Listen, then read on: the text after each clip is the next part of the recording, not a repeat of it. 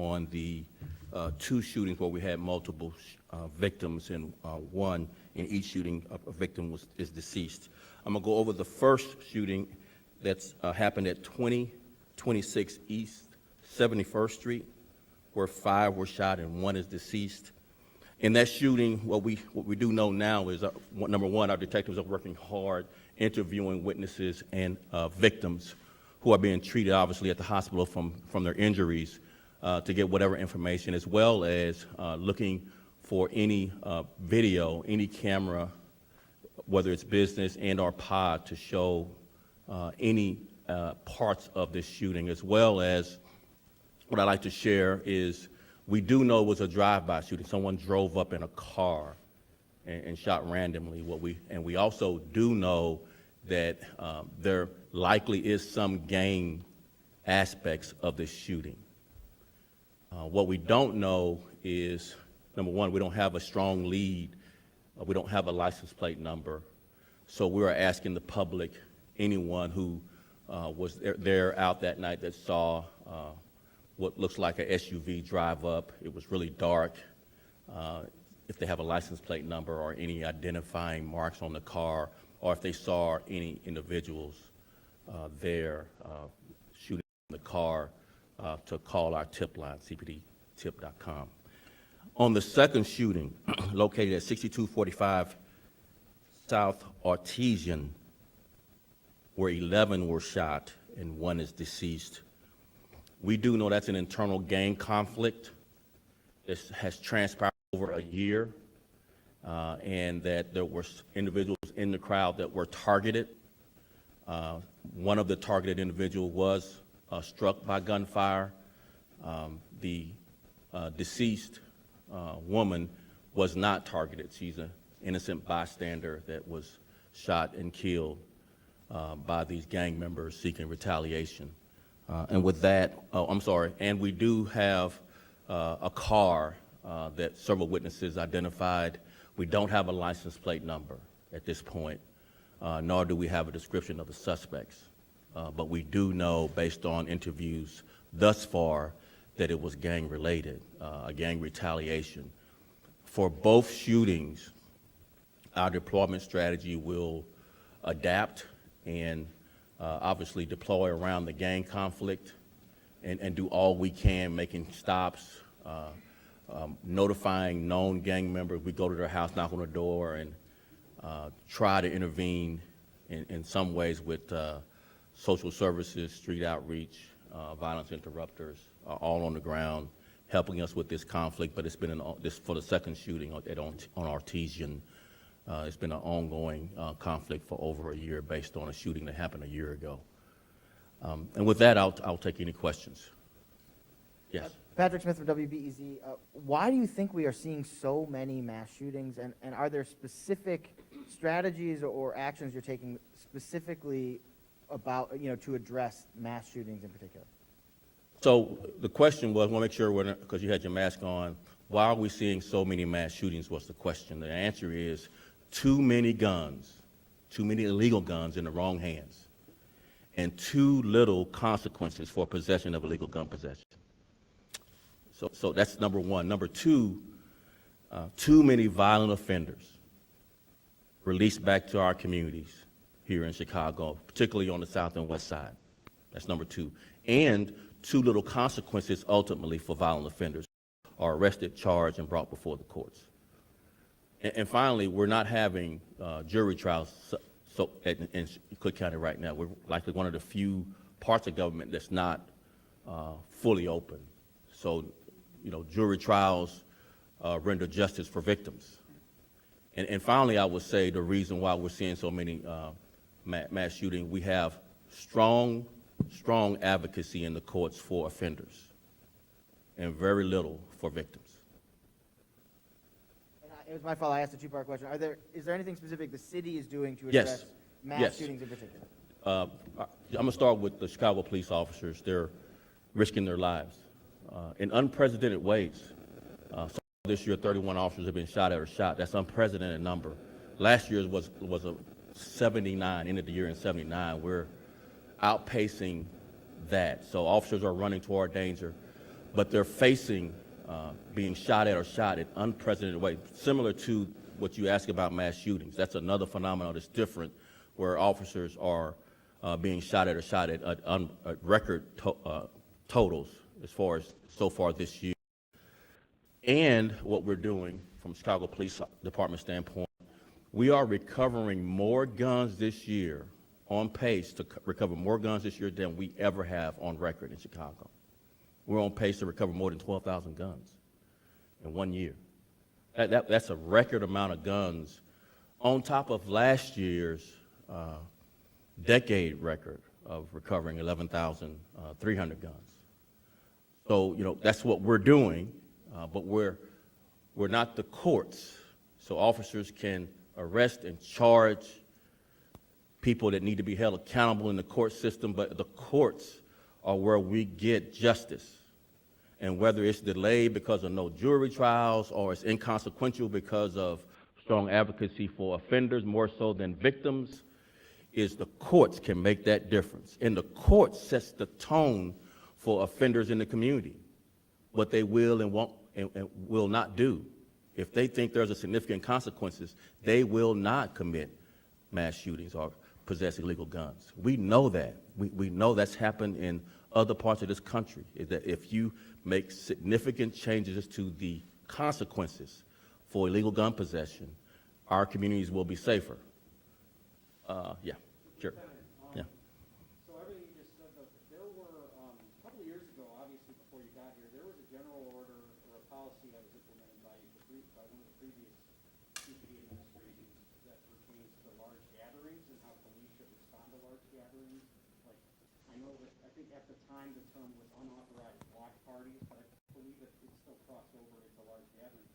Has that general order been enforced in light of all these mass shootings this year? Yeah, so it's a great segue question about, we're trying to get consequences for the most dangerous people in the court system. And you touch on a point that's in line with the broken windows type of policing, where if you police these low-level offenses, they won't lead to larger, mass shootings or other more serious crimes. But we can't even get serious consequences for people who are dangerous. So again, we are implementing any and all of our orders as it relates to large gatherings. We have deployment strategies, but that arrest, that violation is a low level offense that likely won't even cause any kind of impact in the community once the person is in and out of jail. So if we could just get the balance on strong advocacy in balance with offender rights as it relates to victim rights, we would be much safer in our community. But is there more that the police can do strategy-wise with respect to like gatherings, or are these mass shootings just too unpredictable for the police to keep track of? Some of the crime that happens based on data, and we use data for 3-year analysis to know where we would deploy these 15 locations that we have. Our whole of government approach was based on data. So some of this is predictable and we deploy around that. But things like what happened, the 2 mass shootings, one in the 3rd district, one in the 8th district, were unpredictable. These were just people sitting in chairs having a good time talking. They weren't doing anything to violate the law. There wouldn't have been a large gathering violation for either one of these that we would have had an impact on. And people want to be out. They've been quarantined for longer than a year. So we have to balance people's right to assemble, the constitutional right to assemble, with large gatherings or predictably have some chance of violence if there are gang members and gang conflicts with people shooting indiscriminately into a crowd, not worrying about innocent victims. I could go on longer with that question, but I'm trying to get to print, so with some of it. Yes. Regarding another mass shooting from a couple weeks ago, the 5 dead at 62nd Morgan and Englewood, where the home was owned by a police officer. You told me a couple weeks ago there was investigation into his ownership and possible. That investigation. It's under investigation. We don't have an update at this point. Yes. Mina Bloom with Block Club Chicago. Can you tell me what is the status of the Humboldt Park double murder investigation? This is the one that happened on the 19th, the one that was caught on video. Right, so we do have more leads. We do have a strong offender. We just hadn't closed the loop on enough evidence to charge at this point. And as soon as we have that, we'll update you. Last week, Mayor Lightfoot had said that she vowed to find who was responsible, and that there were promising leads. There are. That's still accurate. That's still accurate, yes. Okay. Yeah. And when you say It's just close- not the show 48 hours. It's not, it doesn't close out when the show ends. Okay. A lot of work has to go into collecting the appropriate evidence so the charges will stick when we do file charges. So all of what Mayor Lightfoot said is still true. Yes. Hi, Superintendent. Charlie Wojciechowski from Channel 5. A lot of what you've talked about are long-term solutions, changing the gun laws, changing the disposition of judges, more advocacy for victims. But you've got the 4th of July coming up here. Yes. You've got probably one of the most volatile situations the city can have on the precipice of happening. What can you do at this very instant to change the outcomes for the 4th of July and what could be a very violent weekend? So again, planning, obviously, to the degree that we're precision deployments around predictable areas for violent crime. That's probably the more prominent policing strategy we have, as well as we do want to increase our contacts with the public, both offenders and the general public who need our presence to feel safer and to be safer. So we have to precision deploy using data, and we've done that this year, and we've had success doing that this year. But at the same time, we have to be even more present. And this really leads to, I don't know if anyone's going to ask a question about cancel days off and extended hours. That's one of the strategies for the predictably more violent weekends that we have. There's like 4 weekends that are predictably violent that Chicago Police Department has always done some type of overtime initiative to have more presence in the areas that predictably have more violence. And you all know Memorial Day, Father's Day, 4th of July, and Labor Day. Those are the 4 days. And so we try to, number one, deploy more officers during those times.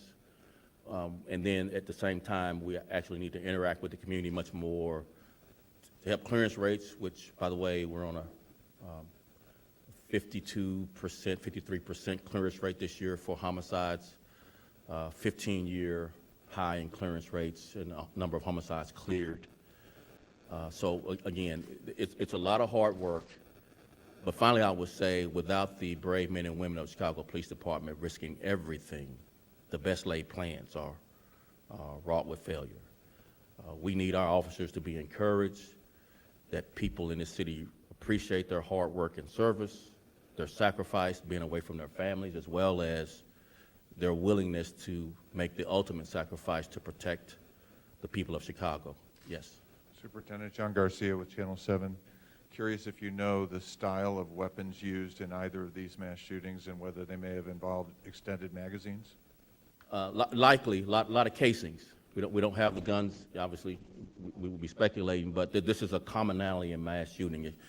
High capacity for the guns, whether that's going to be an extended clip or a drum, which is a circular magazine that fits into the gun that adds increasingly high capacities, or a banana or a curved clip that goes into a rifle is a common feature of mass shootings. And what it does is, from a tactical standpoint for the offender, you don't have this pause to change out the magazine where people might intervene. You have this continuous rapid fire wreaking the most damage.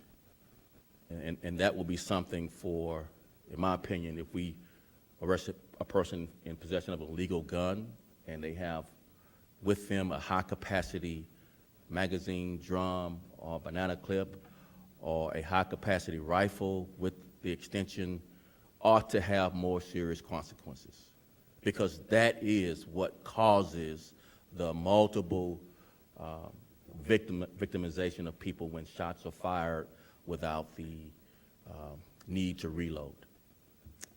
Yes. Matt Masterson with WTTW. We learned this morning that Officer Evan Solano has been stripped of his police powers, that you acted on COPA's recommendation there. Can you tell us why you finally did decide to act on that? I'm going to defer until the investigation is complete, but obviously we asked for additional information from COPA. We received that and reviewed it, and we've stripped him of his police powers. I don't have any further comment. On another quick topic for you, you talked about encouraging officers and officer well-being this Yeah. summer. This week will mark 4 years since the police union contract has expired. I guess, how vital is it to get a deal done on that at some point in the near future? I would defer to the mayor's comments, which have been extensive on this topic. I likely not helpful to weigh in as they continue, hopefully, a negotiation to an agreement at some point. But I would just say, you know, that's a long time not to have a contract. That's a long time not to have these brave men and women not compensated for their very hard work and sacrifice every day. So I would encourage cooler heads to prevail and come to the table with an agreement. Yes. How many arrests have any, or how many arrests have been made in connection to any of the mass shootings that happened this month? We'll get that to you as a follow-up.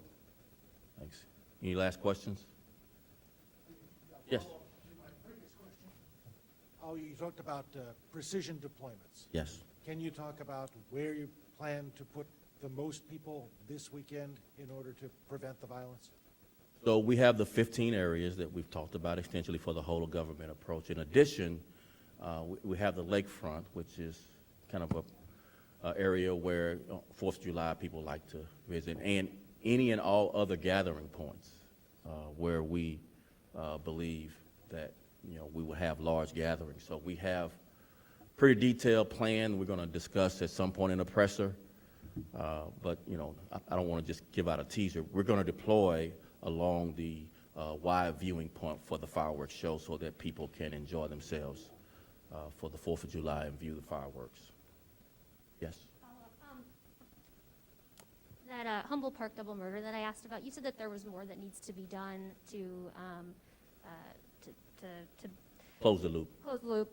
Can you tell me, is this case more complicated than other cases, and if so, why? It's not more complicated. Normally, when we have strong leads and we don't have further comment, it's because we don't want to give away to the offender that we're closing in. So we're being strategically vague, not because we don't have a strong case. It's because we're trying to catch someone that's, you know, that's listening. All right? Okay. Thank you very much. Appreciate it.